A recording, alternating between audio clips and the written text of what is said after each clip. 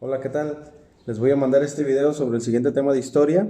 Les voy a platicar un poquito sobre el tema de las leyes de reforma, que ya lo vimos previamente en clase, lo estamos fortaleciendo. Recordar que este tema abarca varias páginas de nuestro libro de quinto grado de la materia de historia. Y bueno, vamos a comenzar desde la página 54 para comentar sobre la Constitución de 1857, las consecuencias que trajo. Y antes de comenzar con las leyes de reforma, me gustaría recordarles sobre las diferencias de las características de los grupos, del grupo liberal y el grupo conservador, ¿sí?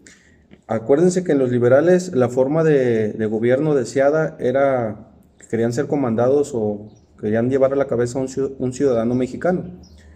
Mientras los conservadores, ellos pedían o querían traer a un monarca extranjero, de origen europeo principalmente.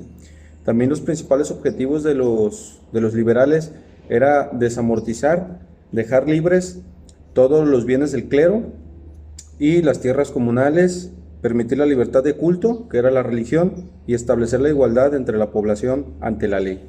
Mientras el grupo conservador prohibía la existencia de otra religión que no fuera la católica. Por otro lado, las propuestas del grupo liberal eran los cambios en la educación, la libertad de expresión y el establecimiento del registro civil. Mientras los conservadores, ellos querían mantener los privilegios de la iglesia, el ejército y los terratenientes. Tengamos en cuenta que los terratenientes eran personas que tenían grandes extensiones de tierra. Y bueno, volviendo al tema de las primeras leyes de reforma que fueron promulgadas, estaba la Ley Juárez, que esa se promulgó en 1855. Les voy a leer textualmente cómo dice la página 54 del libro de historia.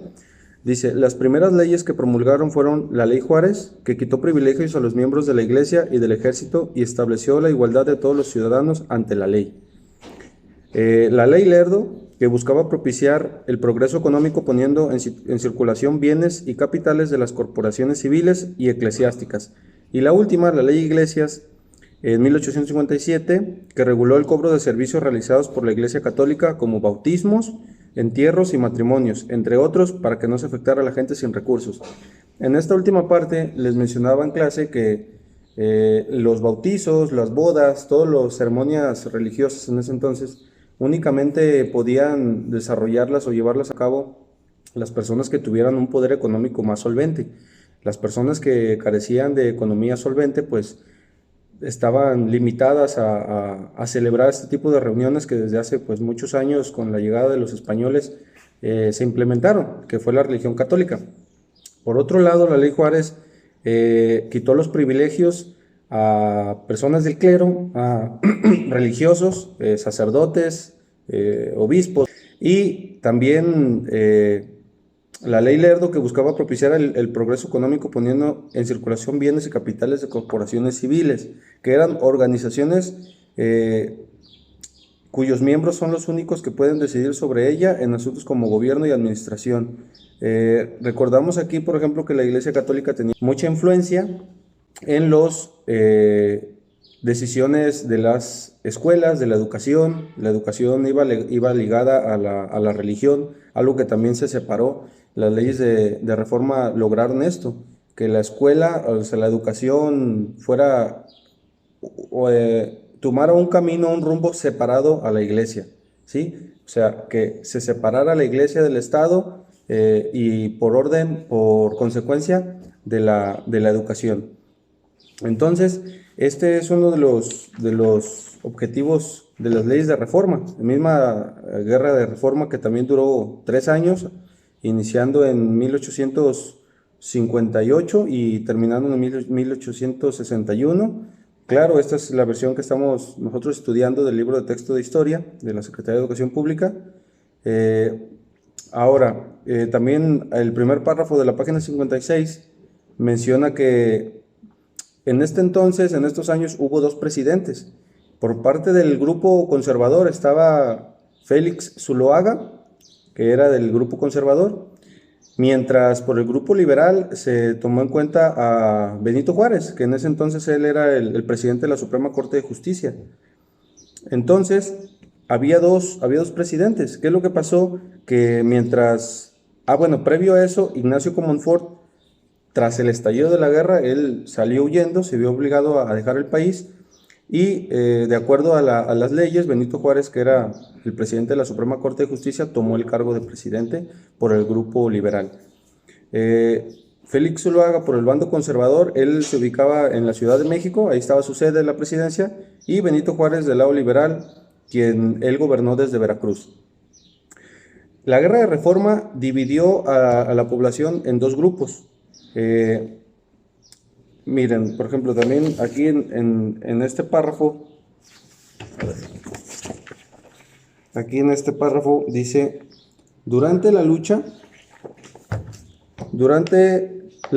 ambos ejércitos recurrieron a la leva o reclutamiento forzoso para engrosar sus filas, reclutar gente. Esta lucha fue la más brutal de todas las guerras que vivió el país durante el siglo XIX.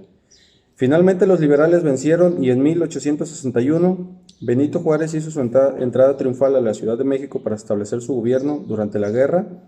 El gobierno de Juárez promulgó las llamadas leyes de reforma, con el propósito de limitar aún más la influencia de la Iglesia Católica. Y bueno, de una manera resumida, les voy a presentar un resumen del contenido de dichas leyes. Entre ellas, pues como les digo, la separación de la Iglesia y el Estado. ¿Sí? Ya no iban juntos, ya se separaron, la Iglesia iba por su rumbo de religión y de fe únicamente y ya no tenía injerencia en las decisiones políticas o decisiones que afectaran o beneficiaran a la sociedad. Los nacimientos, matrimonios y muertes solo podrían ser reconocidos por el registro civil, que actualmente el registro civil pues sigue funcionando, bueno, en cualquier municipio de cualquier ciudad o en cualquier ciudad de cualquier estado de nuestro país hay registros civiles que podemos ir a sacar nuestras actas de nacimiento, actas de defunción, de matrimonio, etcétera. Nos cobran obviamente la expedición, la impresión, pero es un documento oficial que necesitamos y así es como podemos tener un registro de cuántos ciudadanos nacen, mueren, cuántos matrimonios hay, etcétera. Son documentos muy importantes. También el gobierno administraría los hospitales, los cementerios y establecimientos de beneficencia sin la intervención de la iglesia. También recuerden que los cementerios eran administrados por la iglesia y bueno, a partir de este año y hasta la fecha, todos los cementerios, los panteones, son administrados por los gobiernos municipales. Se establecía también la libertad de culto, que es tal vez una de las más importantes, la cual garantizaba que cada persona pudiera elegir su religión.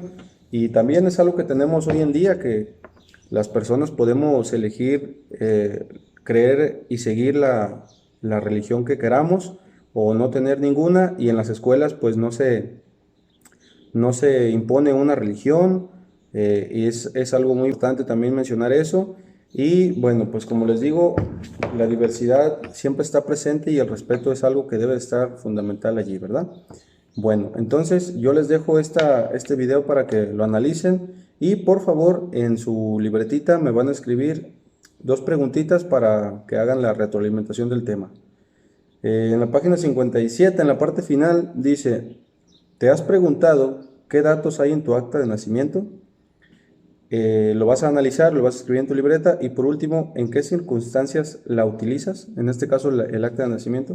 No nada más el acta de nacimiento, sino como les digo, también hay más actas como acta de defunción, que es cuando alguien muere, el acta de matrimonio o acta de divorcio, depende.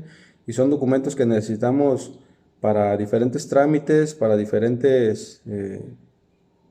también para tenerlos como un expediente personal. Y bueno, entonces, en resumen, esto es lo que sucedió con la Guerra de Reforma, las leyes de reforma, la Ley Juárez, Ley Iglesias y Ley Lerdo de Tejada, ¿sí? Por Benito Juárez, por José María Iglesias y por Sebastián Lerdo de Tejada. Bien, pues un gusto y ya saben que estamos ahí a la orden.